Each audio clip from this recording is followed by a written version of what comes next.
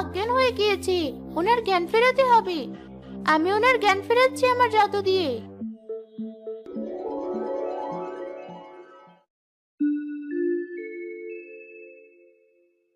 আমি বেঁচে আছি। তোমরা আমাকে বাঁচিয়েছো। তোমরা কারা?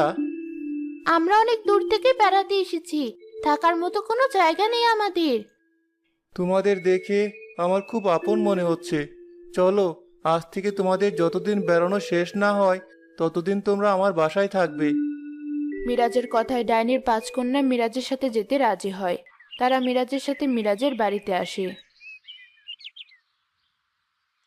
বউ, বউ, কোথায় তুমি? কি হয়েছে? এমন করে ডাকছো কেন? বাবা, আমার হীরার নেকলেস কোথায়? আমার শরীরে কাটা ক্ষত দেখেও তুই নেকলেসের কথা বলছিস? আমার নিজের মেয়েরা যদি বেঁচে থাকতো তাহলে আমাকে আগে সেবা যত্ন করতো। কি হয়েছে তোমার? মেয়েটা আমার কত আশা করে হীরার নেকলেসের জন্য বসে আছি। সেসব পরে বলবো। আগে এদের 5 বোনকে ঘরে নিয়ে যাও। কানা এরা? ওরা 5 বোন আমার জীবন বাঁচিয়েছে। আজ থেকে ওরা 5 বোন আমার 5 মেয়ের ঘরে থাকবে। ওই ঘরে তো তুমি কাউকে যেতে দাও না। আমি যেটা বলছি সেটাই করো। মায়া কিছু না বলে মিরাজের কথা মতো সোনা রূপা হীরা মুক্তা ও পান্নাকে মিরাজের 5 মেয়ের ঘরে নিয়ে যায়।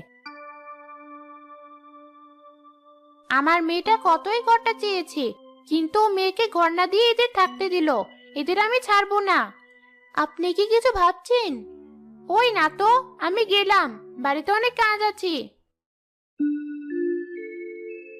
এই মহিলাটা কেমন অদ্ভুত না? ঠিক বলেছিস তুই।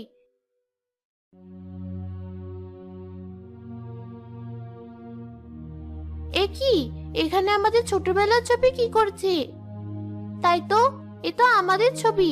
জানিস, লোকটা যখন আমি জ্ঞান ফিরাচ্ছিলাম তখন আমার খুব আপন মনে হচ্ছিল। তার মানে কি আমরা ওনার হারিয়ে যাওয়া 5 কন্যা? কিন্তু আমরা তো ডাইনির 5 কন্যা। আমাদের এই লোকটার কাছে গিয়ে তার মেয়েদের সম্পর্কে জানা দরকার। ঠিক বলেছিস তুই।